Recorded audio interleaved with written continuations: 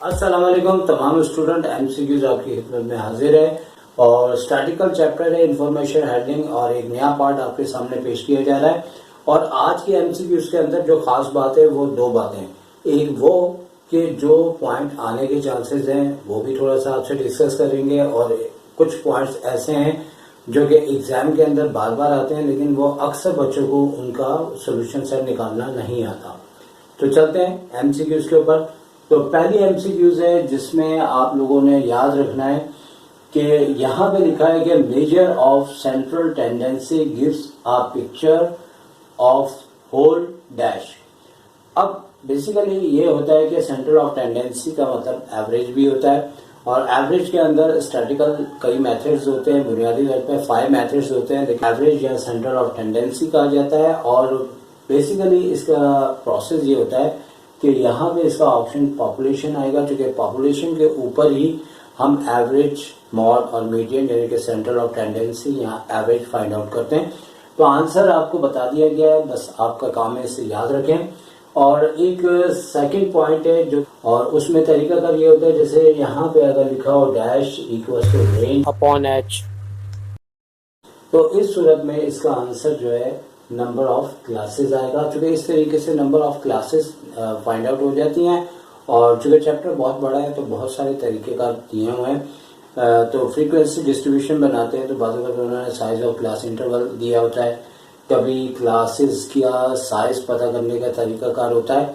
तो ये कई ऐसे क्वेश्चंस होते हैं कि हम लोग नहीं करते, कि एग्जाम में नहीं आता लेकिन उसके एमसीक्यूज के आने के चांसेस होते हैं। तो नंबर 3 पॉइंट पे आ जाते हैं। Dash diagrams is use for the comparison of the characters two और मोर वेरिएबल साइमल्टेनियसली।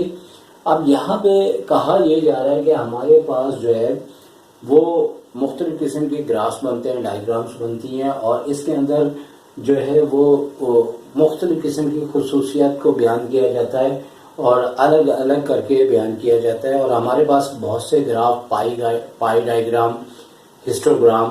तो यहाँ पे इसका आंसर होगा मल्टीपल बार, यानी कि अगर एक से ज्यादा चीजों को एक साथ आप दिखा रहे हैं तो मल्टीपल बार आपकी डायग्राम होती है जिसके अंदर आप 3 डिफरेंट कलर से आप उनकी परफॉर्मेंस को दिखा सकते हैं। तो इसके बाद नंबर 4 है। अब वो पॉइंट आपसे डिस्कस करूंगा कि जो आपके एग्जाम में आते हैं और बच्चे बड़े खुशी खुशी आते हैं कि हमने इसका आंसर सही निकाल लिया या फाइंड आउट कर लिया, लेकिन उनकी गलतियां होती हैं। तो एक तो पॉइंट मेरा बहुत फेवरेट पॉइंट है और वो पॉइंट ये है कि डैश रेंज ऑफ 1,0 - 1। अब आपको पता है कि रेंज का जो फॉर्मूला होता है वो बुनियादी तौर पे रेंज का जो फॉर्मूला होता है, नंबर 4 के ऊपर बात कर रहे हैं। तो अगर शॉर्ट में रेंज को आर बोले तो यहाँ एक्स मैक्सिमम होता है और यहाँ एक्स आपका जो है वो मिनिमम होता है। अब मसला ये होता है कि अगर हम, अब सवाल ये पैदा होता है कि रेंज का टॉपिक इतना आसान है कि हम अगर फॉर्मूला ज़हन में रखें कि एक एक्स मैक्सिमम को शो करता है और माइनस एक्स मिनिमम शो करता है, तो हम इस तरह की अगर एमसीक्यूज आती है तो हम फौरी तौर पर ये कह देते हैं। और ये मैंने कई बार एक्सपेरिमेंट अपने स्टूडेंट के सामने किया है, जैसे 1 - 1 करके इसका आंसर 0 बता देते हैं।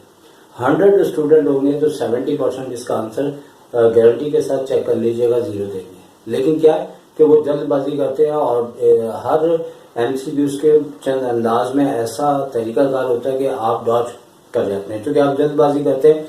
अगर यही फॉर्मूला आप यूज करेंगे तो देखिए यहाँ पे सबसे बड़ा नंबर जो है वो आपके पास 1 है और 1 के बाद आपने जो है माइनस को आप लिखना भूल जाते हैं और -1 जो कि मिनिमम नंबर है। तो इस तरीके से जब हम फाइंड आउट करते हैं तो 1 और माइनस माइनस प्लस होने के बाद ये आपके पास जो है वो 2 आ जाता है प्लस का। तो लिहाजा इसका आंसर जो है वो 2 आएगा। ओके, तो अब इसके बाद 5th पॉइंट है, इसके भी आने के चांसेस है। यहाँ पे दिया हुआ है कि इन द सीरीज 4 बहुत सारे 4 दिए हैं और डिफरेंट नंबर नहीं दिए, सेम नंबर दिए हैं। और याद रखें ये बुक का ही पॉइंट है, लेकिन अगर ये 4 की जगह कोई भी आपको नंबर देते हैं लेकिन सेम हो तो वहां पे बुक के अंदर सिर्फ लिखा है कि वेरियस इसका डैश होगा।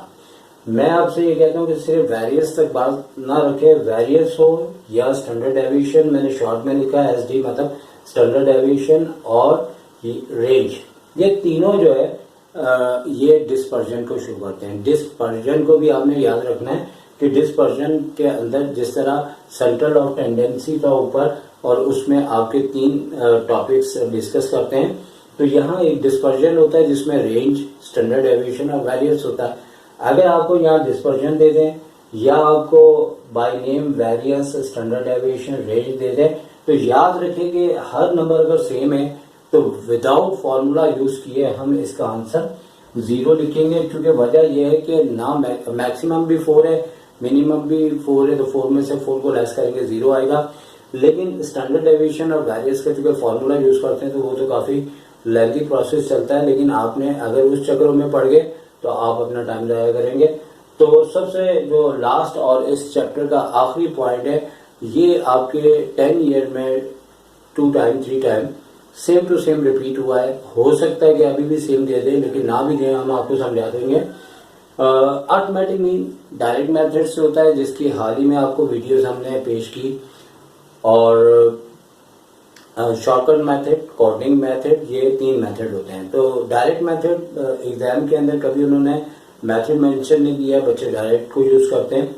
लेकिन याद रखें कि जो अच्छा और ज्यादा पढ़ता है पूरे नंबर उसी के ही आते हैं, तो वो भी जो टॉपिक्स हैं उसको करना चाहिए, और उसी को अगर करेंगे, अगर आपको फॉर्मूला याद होगा तो आप यकीनी तौर पे फॉर्मूला जब याद करेंगे तो ये किस तरह से फाइंड आउट होगा।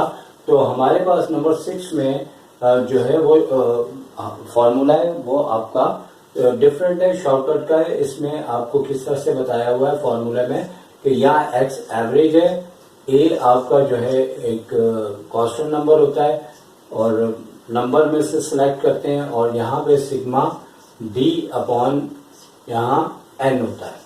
तो ये अर्थमेटिक मीन का अनग्रुप डाटा का एक शॉर्टकट का मेथड है।